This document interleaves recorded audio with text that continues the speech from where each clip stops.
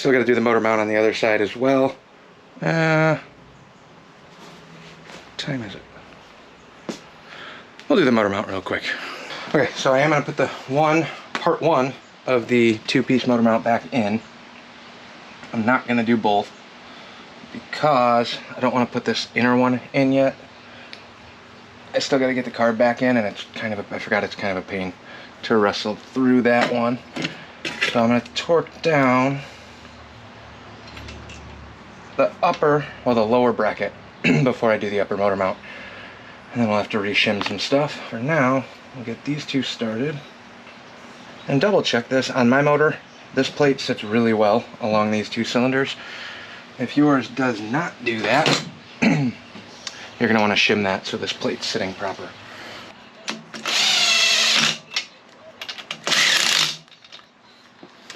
If you don't believe me, here's how she's sitting on the actual motor. That is an important part. If your motor mounts are all messed up and not shimmed proper, it will cause a ton of vibrations and these mounts will 100% crack. Make sure they're shimmed good and holding tight.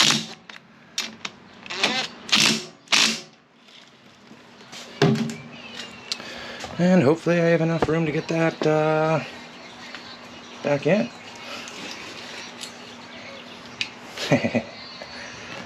Oh, the dilemma. Nope.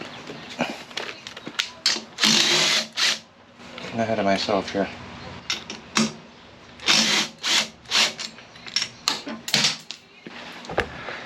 Two-piece motor mount, ignition bracket goes through the motor mount. I need to get that hooked up first. Then the carb becomes a huge pain to get on. I would like to put the carb on before I put the motor mount stuff on, just because there's way more room to tighten the carb down. So I might just drop this Keen butterfly apart. I'm just going to pull the bowl real quick and clear out the needle, make sure that seals up, and then slap this back together. We'll see. Keen butterfly, this is not my favorite carb at all. However, it ran with this, so we're going to keep running it. Not doing a full rebuild on this, even though now is the best time to do it, but my buddy has a properly sized accelerator pump gasket for me. So I think I'm just going to do a quick clean on this to slap it all back together.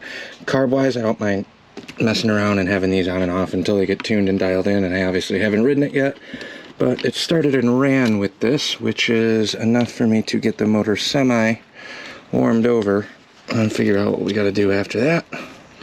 But the issue I was having is the float was sticking on this. So hopefully, oh, that was the wrong one. I'm looking at this through you guys. Throw that one back in. It's the one we wanted, the super long one. Oh, she's crusty. Alright, let me spray through everything on this. I'll just run some brake clean through all the passages. And like I said, make sure I'll pop this float off real quick. Since that was for sure causing an issue. Hopefully the needle's not too messed up. Time to spray some cleaner through. Be right back. Sprayed through the carb, got everything blown out and functioning.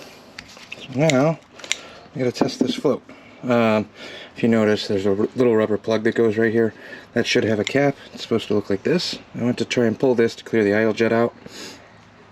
Broke right off. I don't want to pull that all the way out because I'm not going to jam a broken plug back in, and I don't think I have an extra one of these.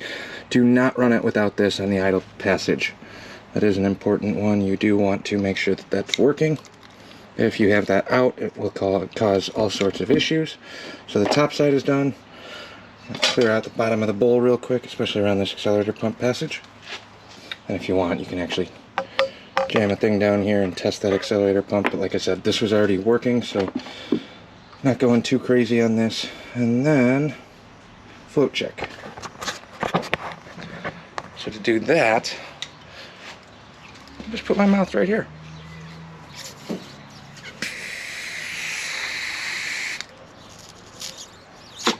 You can hear the air stop, hopefully.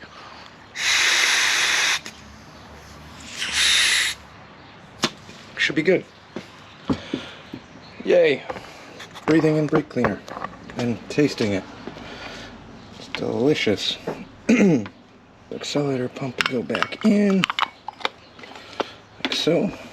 And just put your 4 screws back in. The big one goes through the accelerator pump hole. The other ones don't matter.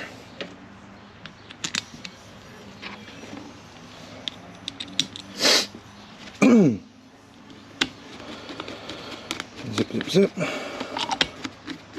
Back on the carb. Gasket, glue the intake gasket back on. And again, short term right now.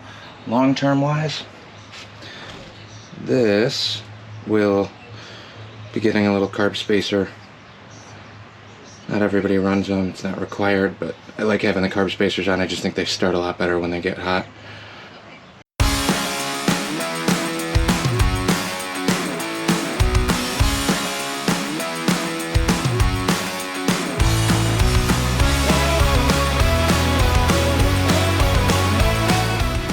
Freshly cleaned carburetor.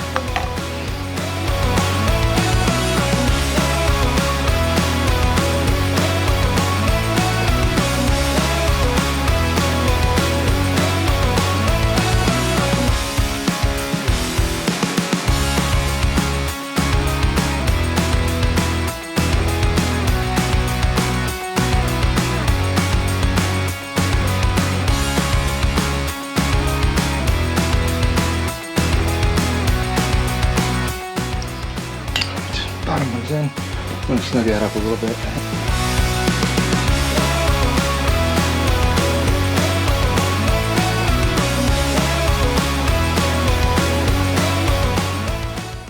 Carbs back on.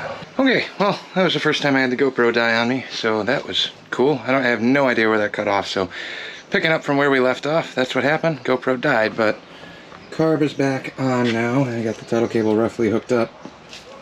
The fuel lines are just dangling, that doesn't really matter. But motor mount is tightened down. Cylinder head is fully torqued this time. Foolish. Reshimmed this inside, so hopefully some of that showed up on camera, but motor mount's done, ignition is in and mounted, key is back on. Battery's still hooked up, I didn't take that off or anything. Did move some wires around, so I just wanted to double check, but click the key on to 2 clicks, headlights on. 1 click, that should be just points. 2 is full power. Like I said, that's still got a battery, so I'm guessing it was charging a little bit from when we got this fired up the other night. Now, the last couple bits that I have left are the exhaust, which I gotta grab some new exhaust mounts for, and hook that one up. I think I got the clamps here. If not, I'll just throw it on with the old one and switch that out later too. Again, I don't mind messing around with this bike, but I need to get it warmed up and broken in. And then we'll get around to hooking the actual gas tank up. So let me get this pipe mounted. So got new exhaust clamps, T-bolt style ones, which I prefer quite a bit. Hopefully I can get this apart. And the other thing, I got T-bolts for this. Right now I just got a carriage bolt in here, which kind of worked fine. But I would much rather have a T-bolt in there, into the slotted section.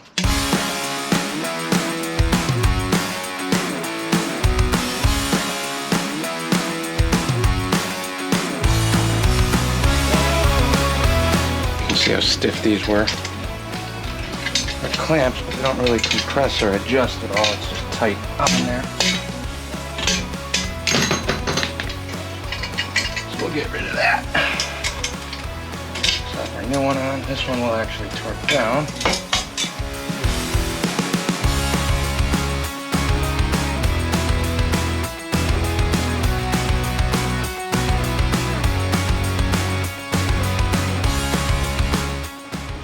Back over the exhaust. Just kind of guesstimating. I don't remember exactly how I had this laid out, but there was this little bracket, which I'm assuming I had this way. What makes the most sense here? Yeah. Let's try that. This will be one of the good enough ones for now.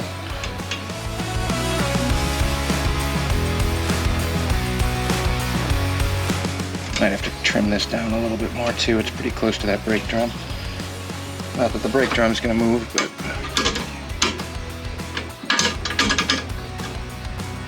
get that set. Get the pipe all the way up on the head where we want it. There's a little bit of adjustment on this. here.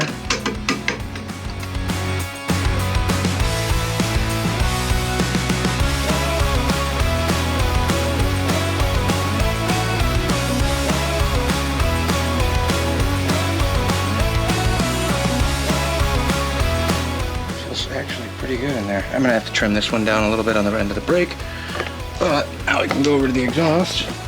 And I do genuinely like these types of clamps much better. You can torque them down. The T-bolt clamp actually tightens down.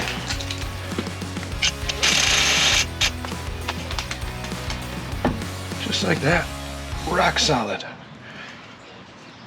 All the way through, front and back.